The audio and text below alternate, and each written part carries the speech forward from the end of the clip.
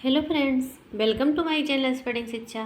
Friends, आज की इस वीडियो में हम प्रीवियस ईयर क्वेश्चन पेपर को सॉल्व करेंगे, क्योंकि प्रीवियस ईयर क्वेश्चन पेपर को सॉल्व करने से काफ़ी फ़ायदा होता है कि जो क्वेश्चन बनते हैं वो काफ़ी क्वेश्चन रिपीट होते हैं। तो प्रीवियस ईयर क्वेश्चन पेपर को सॉल्व करने से हमें यह पता चलता है कि कौन से क्वेश्चन और किस प्रकार के क्वेश्चन बनते हैं, तो इनको सॉल्व करना काफ़ी इम्पॉर्टेंट हो जाता है। तो इसलिए आज हम, जैसा कि आप लोग देख रहे हैं कि आरपीएससी एग्ज़ाम 2016 का है, सोशियोलॉजी सेकेंड पेपर के क्वेश्चन हैं। तो आज इसको हम आज की वीडियो में देखेंगे। तो फ्रेंड्स, चलिए शुरू करते हैं। किसने कहा विज्ञान का अर्थ वैज्ञानिकता है? किसने कहा विज्ञान का अर्थ वैज्ञानिकता है? तो गुडे योम हार्ट, वाइट, जोबर्ग योम नेट, चर्चमैन। तो किसने कहा? वाइट ने कहा। विज्ञान का अर्थ वैज्ञानिकता से है, यह परिभाषा वाइट की है। और हम कुछ परिभाषाएं देख लेते हैं, क्योंकि वो बार बार एग्जाम में बनते हैं परिभाषाएं, तो काफ़ी इम्पॉर्टेंट हो जाती हैं। तो लुंडबर्ग की एक परिभाषा देते हैं कि समाज विज्ञानियों में यह विश्वास दृढ़ हो गया है कि उनके सामने जो भी समस्याएं हैं उनका समाधान सामाजिक घटनाओं के निष्पक्ष और व्यवस्थित अवलोकन, सत्यापन, वर्गीकरण तथा विश्लेषण द्वारा ही संभव है। मोटे तौर पर अध्ययन के इसी ढंग को वैज्ञानिक पद्धति का नाम दिया जाता है। तो काफ़ी इम्पॉर्टेंट है। लुंडबर्ग हुए, ग्रीन हुए, BH लैंडिस हुए, स्टुअर्ट चेज, कार्ल पियर्सन, तो इन लोगों की परिभाषाएं काफ़ी रिपीट होती हैं। तो इनको हम लोगों को बार बार देखते रहना है, जिससे कि हमारा रिवीजन बना रहे और एग्ज़ाम में जब क्वेश्चन के रूप में ये परिभाषाएं आए तो हम इजीली सॉल्व कर ले जाएं। तो TH ग्रीन की एक परिभाषा है, काफ़ी फेमस परिभाषा है, तो उनको भी हम सुन लेते हैं कि विज्ञान का अर्थ तथ्यों के खोज करने वाले तरीकों से लिया जाता है। विज्ञान का अर्थ तथ्यों के खोज करने वाले तरीकों से लिया जाता है। तो ये काफ़ी बार पूछी गई है क्वेश्चन के रूप में। और PH लैंडिस क्या परिभाषा देते हैं कि विज्ञान विज्ञान ही है, चाहे वह भौतिक शास्त्र में हो या समाजशास्त्र में हो। स्टुअर्ट चेज की परिभाषा है, इनकी एक पुस्तक है the proper study of Mankind. तो इसमें ये परिभाषा देते हैं कि विज्ञान का संबंध वैज्ञानिक पद्धति से है, ना कि अध्ययन विषय से है। तो स्टुअर्ट चेज की और कार्ल पियर्सन की परिभाषाएं काफ़ी पूछी जाती हैं और दोनों की मिलती जुलती हैं, तो इसलिए कन्फ्यूजन रहता है। तो कार्ल पियर्सन की क्या परिभाषा है? इनकी पुस्तक है the grammar of science. The grammar of science इनकी बुक है, और इस बुक में इन्होंने परिभाषा दिया है कि सभी विज्ञानों की एकता उनकी पद्धति में है, ना कि उनकी विषय वस्तु में है। और स्टुअर्ट चेज की क्या परिभाषा है कि विज्ञान का संबंध वैज्ञानिक पद्धति से है, ना कि अध्ययन विषय से। तो ये दोनों लोग की परिभाषा है। इन दोनों लोगों में काफ़ी कन्फ्यूजन रहता है। तो हम अगला क्वेश्चन देखते हैं। क्वेश्चन नंबर 2, निगमनात्मक तार्किकता पहले किसके द्वारा विकसित की गई? निगमनात्मक तार्किकता पहले किसके द्वारा विकसित की गई? प्राचीन ग्रीस के द्वारा, प्राचीन मिस्र के द्वारा, प्राचीन पुर्तगाल के द्वारा, या प्राचीन रोम के द्वारा? तो ये प्राचीन ग्रीस के द्वारा। इसको हम देख लेते हैं, क्योंकि आगमन और निगमन पद्धति से काफ़ी क्वेश्चन बनते हैं, तो यहाँ थोड़ा सा इसके बारे में हम चर्चा करेंगे। तो जो ये प्राचीन ग्रीस है, यहाँ पर किसने इसका वो किया था निगमनात्मक पद्धति का? तो ग्रीक चिंतक एक थे अरस्तु। ग्रीक चिंतक जो थे अरस्तु, तो अरस्तु ने इसका सबसे पहले प्रयोग किया था, और इसके जनक भी अरस्तु माने जाते हैं। आगमन पद्धति और निगमन पद्धति दोनों के ये जनक माने जाते हैं।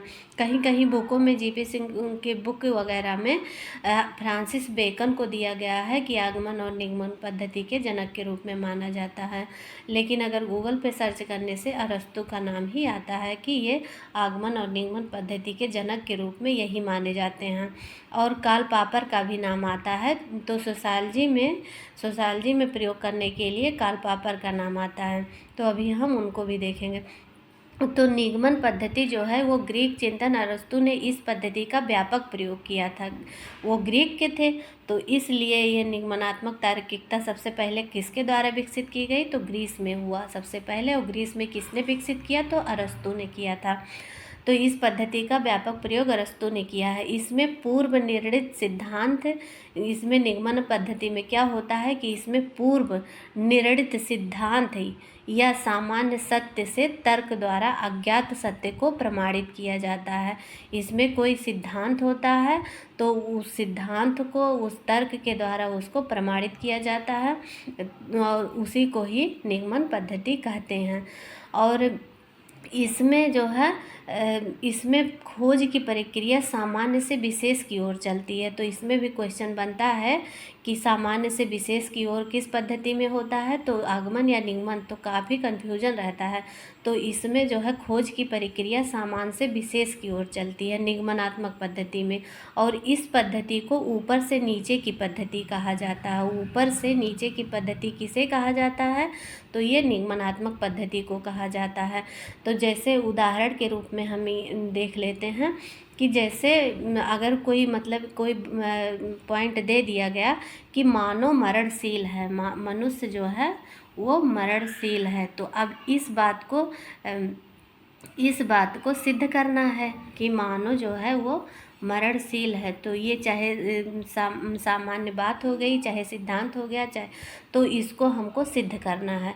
तो मानव मरणशील है तो उस आधार पर यह कहा जाता है कि अतः राम, मोहन, श्याम सभी लोग मरेंगे कि क्योंकि मानव मरणशील है तो राम, मोहन, श्याम ये लोग सभी मरेंगे। इस आधार पर ये सिद्ध किया जाता है कि प्रत्येक व्यक्ति की मृत्यु होनी है क्योंकि मानव मरणशील है।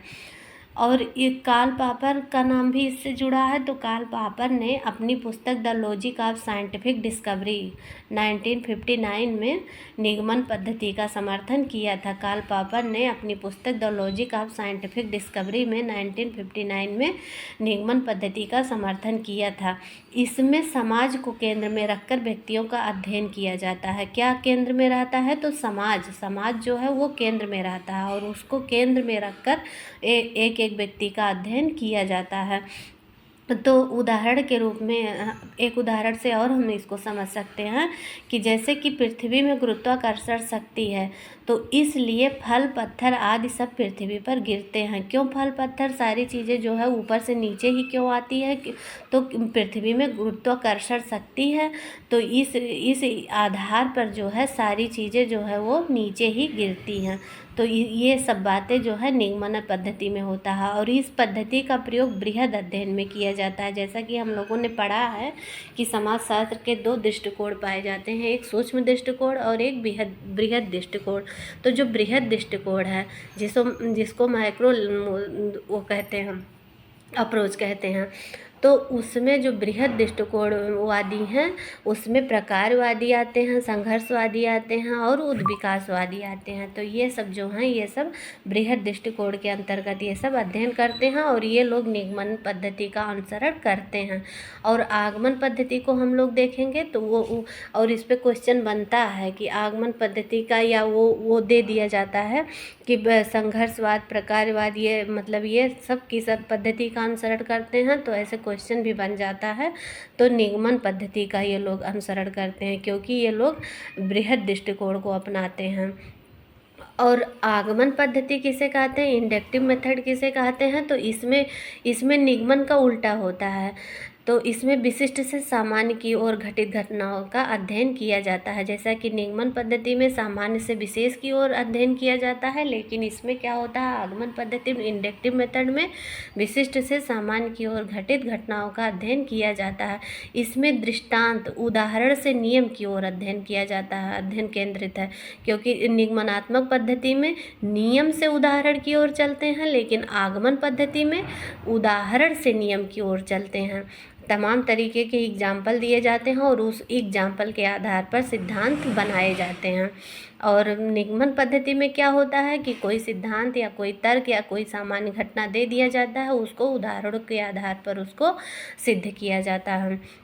तो इसमें आगमन पद्धति में क्या होता है कि पत्थर का गिरना, फल का गिरना, ये सब क्या है, ये सब एग्जाम्पल हैं, ये सब एग्जाम्पल हैं। तो किसी भी वस्तु का, चाहे पत्थर का गिरना, चाहे फल का गिरना, किसी भी वस्तु का नीचे पृथ्वी पर गिरना, ये सब क्या हैं, ये सब दृष्टांत हैं या उदाहरण हैं। तो इन उदाहरणों की मदद से हम यह निष्कर्ष निकालते हैं कि पृथ्वी में गुरुत्वाकर्षण की शक्ति है, इसलिए जो सारी चीज़ें ऊपर से गिराई जाती हैं वो सारी चीज़ें नीचे ही गिरती हैं। तो ये जो है आगमन पद्धति में ऐसा अध्ययन किया जाता है। और जैसा कि हमने निगमन पद्धति में देखा कि मानव मरणशील है और इसलिए राम श्याम सब मरणशील हैं, लेकिन इसमें क्या होता है आगमन पद्धति में कि राम श्याम मोहन सब मर चुके हैं। क्यों मर चुके हैं? क्योंकि मानव मरणशील है। अब राम मर गए, श्याम मर गए, मोहन मर गए, तो ये सब क्या है? ये सब एग्जाम्पल हैं। और इस एग्जाम्पल, इस उदाहरण की मदद से हम यह सिद्धांत निकालते हैं या निष्कर्ष निकालते हैं कि मानव मरणशील है। तो ये सब प्रक्रिया जो है आगमन पद्धति यानी इंडक्टिव मेथड में चलती है। तो इस पद्धति को ऊपर से नीचे जाने की प्रक्रिया भी कहते हैं। जैसा कि उसमें था कि ऊपर से नीचे जाने की प्रक्रिया, इसमें नीचे से ऊपर जाने की प्रक्रिया भी आगमन पद्धति को कहते हैं। और आगमन पद्धति का अनुसरण कौन लोग करते हैं? तो ये जो सूक्ष्म दृष्टिकोण के लोग हैं वो लोग करते हैं। और सूक्ष्म दृष्टिकोण के लोग कौन कौन से हैं? तो प्रतीकात्मक अंतःक्रियावादी हैं, घटना क्रिया विज्ञानी हैं, लोक विधि विज्ञान है। इन सब ने जो है आगमन पद्धति का प्रयोग किया है। एक क्वेश्चन बनता है कि आगमन एवं निगमन तर्क क्या है? आगमन एवं निगमन तर्क क्या है? तो ये सब जो है वो ज्ञान प्राप्त करने की पद्धति है। आगमन एवं निगमन तर्क क्या है? ये ज्ञान प्राप्त करने की विधियां हैं।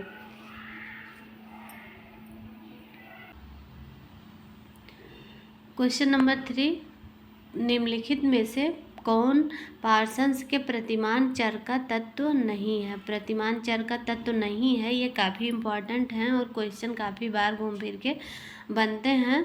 तो इनके हम प्रतिमान चर को देख लेते हैं कि इनमें से कौन सा नहीं है। तो आत्म दिग बनाम विन्यास बनाम सामूहिक दिग विन्यास, एक निष्ठता बनाम सार्वभौमिकता, गुणवत्ता बनाम परिमाण, विशेषता बनाम विशिष्टता। तो कौन सा नहीं है? गुणवत्ता बनाम परिमाण ये नहीं है। तो इनके पैटर्न वेरिएबल्स को थोड़ा सा हम जान लेते हैं कि जब भी कोई व्यक्ति या समूह अंतःक्रिया करता है तो उसके सामने दुविधा या असमंजस की स्थिति उत्पन्न हो जाती है।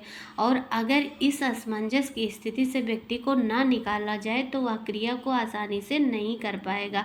अतः उस असमंजस की स्थिति से जब व्यक्ति को निकाला जाता है तो कैसे निकाला जाता है? तो ये जो पैटर्न वेरिएबल्स होते हैं उन्हीं के द्वारा कर्ता को दुविधा से छुटकारा मिलता है, या कर्ता को दुविधा या असमंजस की स्थिति से मुक्ति दिलाने का प्रयास किया जाता है। किसके माध्यम से? तो ये पैटर्न वेरिएबल्स के माध्यम से। और ये पैटर्न वेरिएबल्स क्या होते हैं? ये मूल्यों का जोड़ा होते हैं। जो हमारे समाज में वैल्यू होते हैं, जो वैल्यू समाज द्वारा बनाए गए हैं, तो वो वैल्यूज़ का जोड़ा होते हैं जिसका महत्व समाज की प्रकृति के अनुसार होता है। ये नहीं है कि वो जो वैल्यू हैं वो समाज के विपरीत हों, बल्कि वो समाज की प्रकृति के अनुसार होता है। तो ये पैटर्न वेरिएबल्स 5 प्रकार के बताए हैं। पार्सन्स ने 5 प्रकार के पैटर्न वेरिएबल्स बताए हैं। तो वो 5 प्रकार हमको देख लेना है, क्योंकि हिंदी में तो शब्द बदल दिए जाते हैं, इसको थोड़ा इंग्लिश में हमें देखना होगा, क्योंकि हिंदी में कई प्रकार से दे दिए रहते हैं तो समझ में थोड़ा कम आता है। तो पहला इन्होंने बताया कि भावात्मकता बनाम भावात्मक तटस्थता, भावात्मकता बनाम भावात्मक तटस्थता, यानी कि affectivity versus affective neutrality, affectivity versus affective neutrality. तो ये जो है ये पहला बताते हैं। और दूसरा बताते हैं सार्वभौमवाद बनाम विशिष्टवाद। तो यहाँ दिया है एक निष्ठता बनाम सार्वभौमिकता। तो इसको हिंदी में सार्वभौमवाद बनाम विशिष्टवाद भी दिया रहता है, लेकिन इंग्लिश में यहाँ दिया है कि पार्टिकुलरिज्म वर्सेस यूनिवर्सलिज्म। तो ये हमें देखना है। एक ये हो गया, दूसरा और तीसरा है आत्म उन्मुखता बनाम सामूहिक उन्मुखता। तो इसको जो है यहाँ दिया है ये आत्मदिग विन्यास। तो ये हिंदी में थोड़ा अलग अलग करके दिया रहता है, लेकिन यहाँ इंग्लिश में self orientation versus collective orientation. तो इसको हमें देखना है। 3 हो गया। चौथा है प्रदत्त बनाम अर्जित, यानी कि एस्क्रिप्शन वर्सेस अचीव्ड। चौथा हो गया। और पांचवा हो गया विसरण बनाम विनिर्दिष्टता। विसरण बनाम विनिर्दिष्टता, तो यहाँ दिया है विसरणता बनाम विशिष्टता, और कभी कभी हिंदी में विसरण बनाम विनिर्दिष्टता दिया रहता है, लेकिन इंग्लिश में डिफ्यूजनेस वर्सेस स्पेसिफिसिटी। तो ये हमको इंग्लिश में देख लेना है। तो 3 तो यहाँ पे हैं और बाकी 2 हैं, जो एक भावात्मकता बनाम भावात्मक तटस्थता, ये हो गया। तो इसको हमें पांचों याद कर लेना है, काफ़ी इम्पॉर्टेंट हैं। तो पैटर्न वेरिएबल्स को समझने हेतु पार्सन्स 2 शब्दों का प्रयोग करते हैं। ये जो पैटर्न वेरिएबल्स हैं, तो इसको समझने के लिए पार्सन्स 2 शब्दों का प्रयोग करते हैं, ईगो तथा अल्टर। कभी कभी ये भी क्वेश्चन बना है कि ईगो तथा अल्टर किससे संबंधित है, किसके सिद्धांत से है, या किसने ये शब्द का प्रयोग किया है, तो पार्सन्स ने प्रयोग किया है। तो ईगो तथा अल्टर किसे कहते हैं? जो सामाजिक क्रिया करने वाला व्यक्ति होता है उसे वह ईगो कहलाता है। जो सामाजिक क्रिया करता है उसको ईगो कहा जाता है, और जिसके साथ व्यक्ति क्रिया करता है उसे अल्टर कहते हैं। तो जो क्रिया करता है वो ईगो कहलाता है, और जिसके साथ क्रिया करता है उसे अल्टर कहते हैं। तो इन दोनों के व्यक्ति जो होते हैं, इन दोनों के व्यक्ति सामाजिक सांस्कृतिक व्यवस्था अलग अलग होती है। जो ईगो होता है और जो अल्टर होता है, तो उनकी सामाजिक सांस्कृतिक व्यवस्था अलग अलग होती है। ऐसी दशा में जो व्यक्ति क्रिया करना चाहता है उसके सामने दुविधा असमंजस की स्थिति आ जाती है। जैसे समाज में सभी लोग एक तरीके से नहीं होते हैं, जिसके साथ हम इंटरेक्शन करते हैं ज़रूरी नहीं है कि वह हमारे ही अनुसार हो। तो कभी कभी ऐसा होता है कि वो अलग होता है, उसके आर्थिक सामाजिक सांस्कृतिक व्यवस्था उनकी अलग होती है, हमारी अलग होती है, लेकिन जब उनसे हमको इंटरेक्शन करना होता है तो उसमें तालमेल बिठाने के लिए कुछ दुविधा या असमंजस की कंडीशन आ जाती है। तो वह व्यक्ति समझ नहीं पाता है कि व्यक्ति सामाजिक सांस्कृतिक व्यवस्था में सामंजस्य कैसे बिठाए ताकि अंतःक्रिया सही रूप से संचालित हो सके। यही असमंजस की स्थिति पैटर्न वेरिएबल्स कहलाती है। तो जैसे एग्जाम्पल के रूप में हम इसको देख लेते हैं कि जैसे हम लोगों के यहाँ कोई भोज वगैरह होता है, या मतलब शादी ब्याह के अवसर पर जैसे खान पान चलता है, तो बहुत सारे ऐसे लोग होते हैं कि जो वहाँ जैसे बफर सिस्टम हो गया, तो बहुत सारे ऐसे कुछ लोग ऐसे घर की औरतें होती हैं जो माला मंत्र पूजा पाठ करने वाली होती हैं। तो जब ऐसे हम लोग निमंत्रण दे देते हैं कि आपके पूरी फैमिली को, हम लोगों के गाँव में सपहर आइस दे देते हैं। ऐसे कहते हैं कि आज आपको सपहर आइस मतलब दिया गया है, मतलब उसमें पूरी फैमिली जाती है उसके यहाँ खाना खाने। तो जैसे कुछ लोग होते हैं कि चलो ठीक है, जेंट्स लोग होते हैं बफर सिस्टम में खा लेते हैं, बच्चे खा लेते हैं, लेकिन कुछ औरतें ऐसी होती हैं कि जो बफर सिस्टम में नहीं खाती हैं। वो पूजा पाठ करने वाली औरतें होती हैं, वो घर का पका कोई साफ़ सुथरा व्यक्ति या वो स्वयं बनाती हैं तब खाती हैं। तो ऐसी कंडीशन, ऐसी असमंजस स्थिति उत्पन्न हो जाती है व्यक्ति के सामने कि सारे सब जो है सब बाहर खाएंगे, लेकिन इन औरतों के लिए क्या व्यवस्था किया जाए।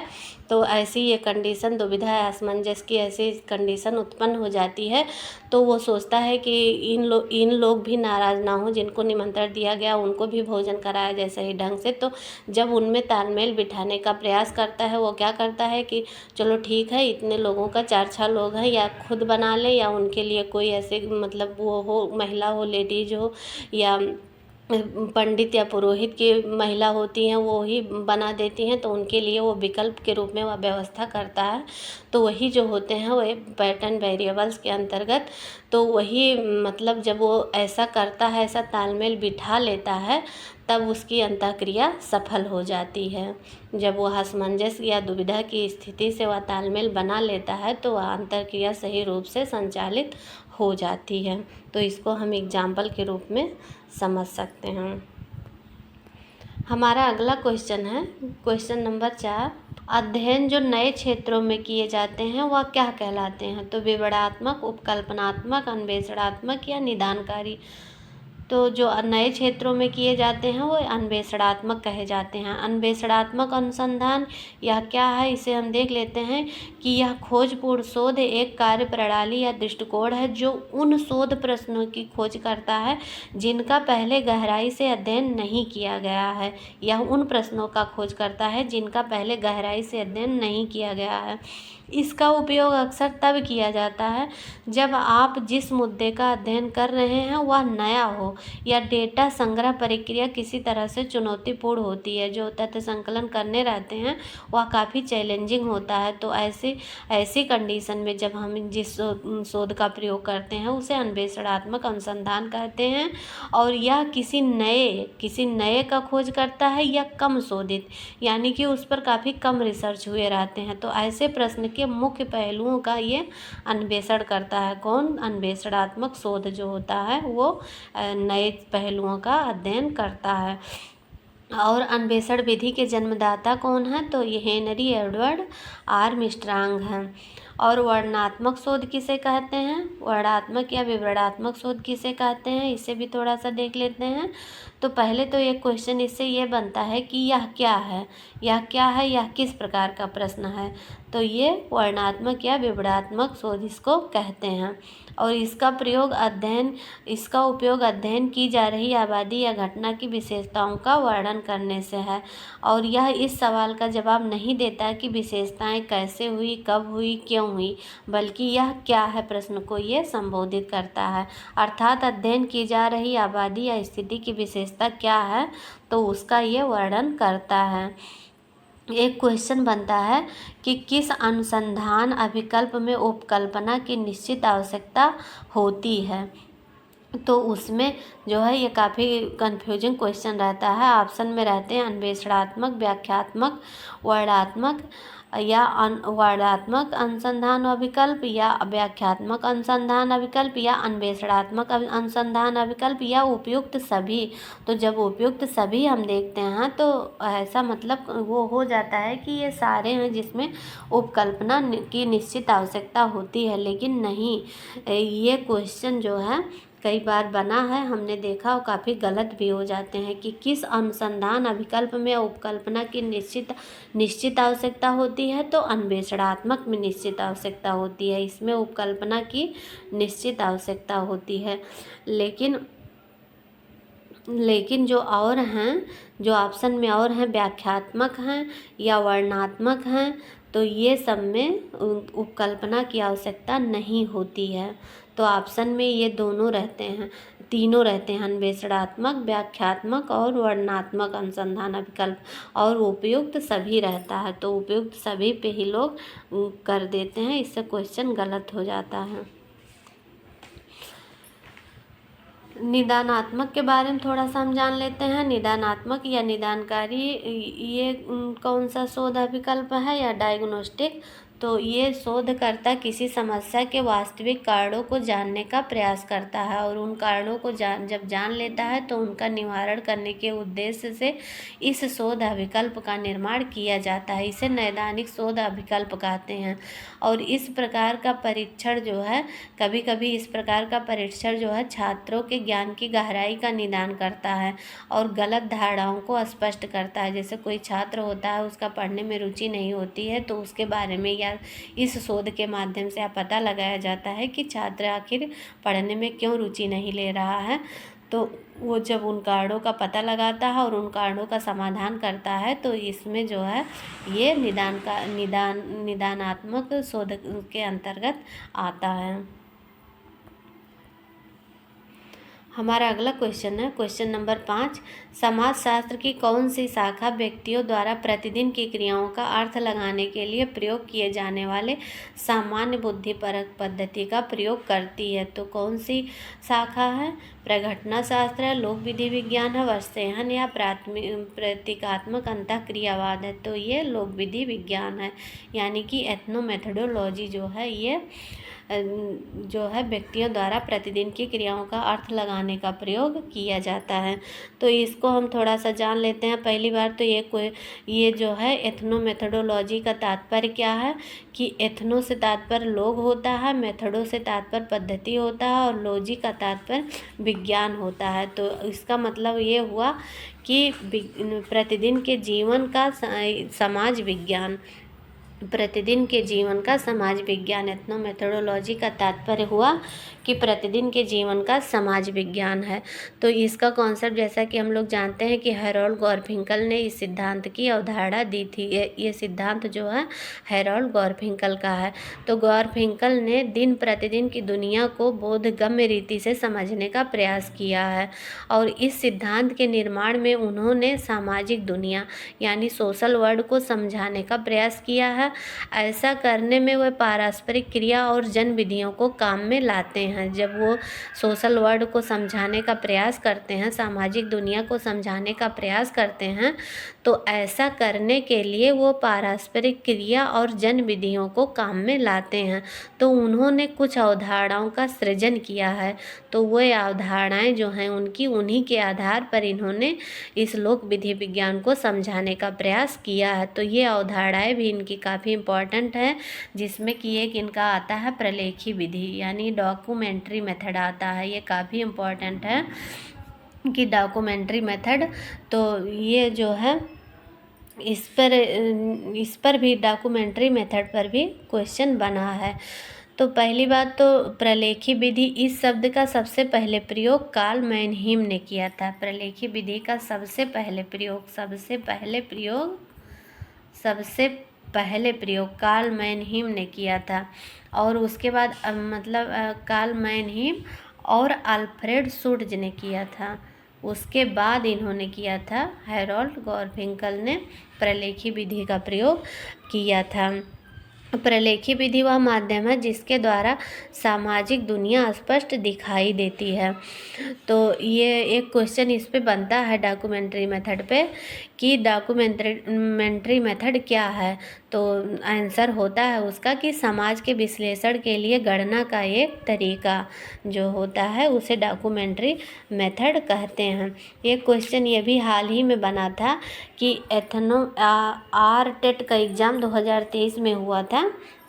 तो उसमें एक क्वेश्चन बना था कि एथनो मेथोडोलॉजी का पहली बार प्रयोग कब किया गया।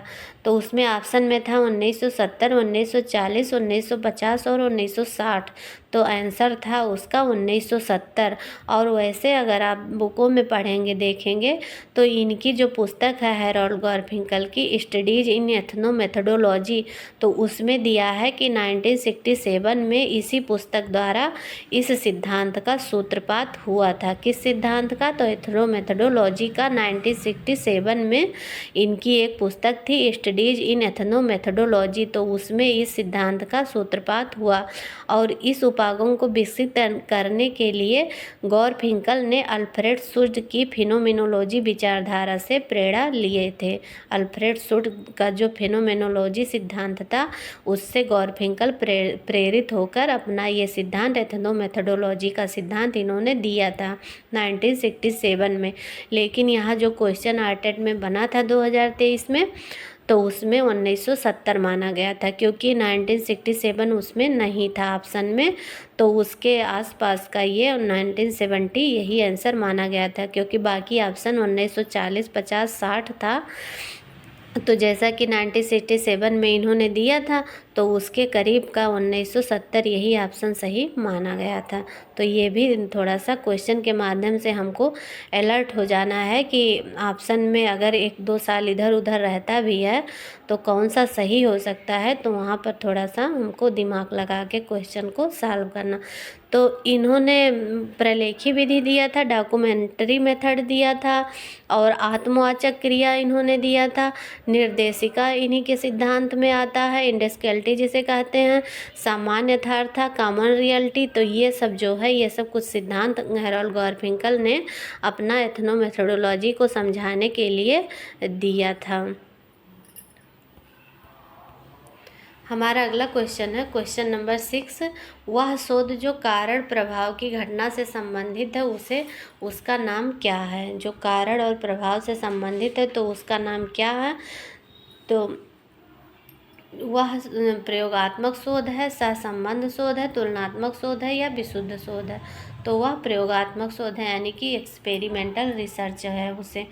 कारण और प्रभाव किसे कहते हैं तो थोड़ा सा हम जान लेते हैं कि प्रयोगात्मक शोध जो होता है तो पहले हमें प्रयोगात्मक शोध जानने से पहले थोड़ा सा हम अनुसंधान प्ररचना के बारे में भी जान लेते हैं कि ये प्रयोगात्मक शोध किसके अंतर्गत आता है। तो जो रिसर्च डिजाइन होता है अनुसंधान प्ररचना, तो किसी भी अध्ययन की शुरुआत करने से पूर्व की तैयारी को हम अनुसंधान प्ररचना कहते हैं। यानी रिसर्च डिजाइन किसे कहते हैं तो जब हम कोई भी अध्ययन की शुरुआत करते हैं, किसी रिसर्च की शुरुआत करते हैं तो हम एक शोध रिसर्च डिजाइन बना लेते हैं। तो रिसर्च डिजाइन बना लेते हैं कि हमें किन और कैसे बनाते हैं कि रिसर्च को हमें कैसे वैज्ञानिक बनाया जाए, किन पद्धतियों का प्रयोग किया जाए, अध्ययन में कौन कौन सी बाधा होगी, किस प्रकार उन पर नियंत्रण पाया जा सकता है, इन सब की तैयारी रिसर्च डिजाइन कहलाती है। तो अनुसंधान प्ररचना को 5 भागों में बांटा गया है। कितने भागों में तो मुख्यतः 5 भागों में बांटा गया है, जिसमें कि पहला है अन्वेषणात्मक या निरूपणात्मक अनुसंधान प्ररचना, एक्सप्लोरेटरी रिसर्च डिजाइन इसको कहते हैं। दूसरा होता है वर्णनात्मक शोध प्ररचना यानी कि डिस्क्रिप्टिव रिसर्च डिजाइन। और तीसरा जो होता है, ये तीसरा यहाँ पे जो ऑप्शन में पूछा गया है प्रयोगात्मक शोध प्ररचना, तो ये जो है प्रयोगात्मक या एक्सपेरिमेंटल रिसर्च डिजाइन।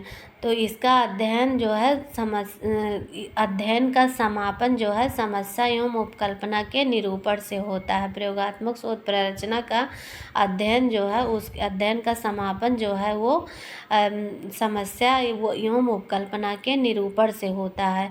जबकि वर्णनात्मक शोध प्ररचना का अध्ययन का समाज उपकल्पना के विश्लेषण एवं परीक्षण से होता है।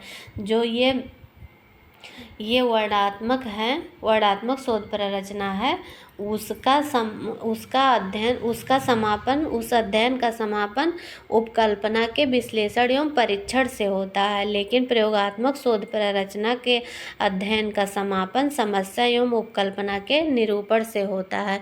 तो प्रयोगात्मक शोध प्ररचना इसमें क्या होता है कि इसमें प्राप्त निष्कर्षों का परीक्षण किया जाता है। इसमें जो निष्कर्ष मिलते हैं उसका परीक्षण किया जाता है। और जब बार बार एक ही परिणाम आता है तो यह मान लिया जाता है कि किया गया अध्ययन वैज्ञानिक है और उस निष्कर्ष का सामान्यीकरण कर दिया जाता है।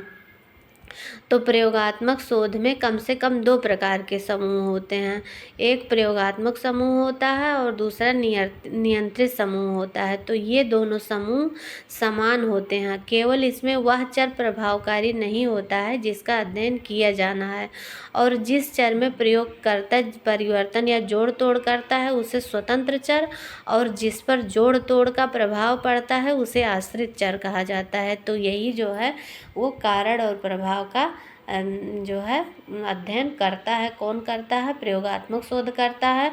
तो जिस चर में प्रयोगकर्ता परिवर्तन या जोड़ तोड़ करता है उसे स्वतंत्र चर कहते हैं, और जिस जोड़ तोड़ का प्रभाव जिस पर पड़ता है उसे आश्रित चर कहा जाता है।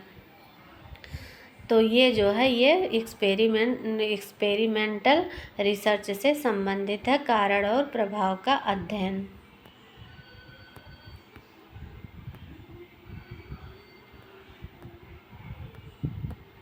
हमारा अगला क्वेश्चन है क्वेश्चन नंबर 7। हेनरी जॉनसन के अनुसार निम्न में से कौन सी विशेषता वैज्ञानिक पद्धति की नहीं है?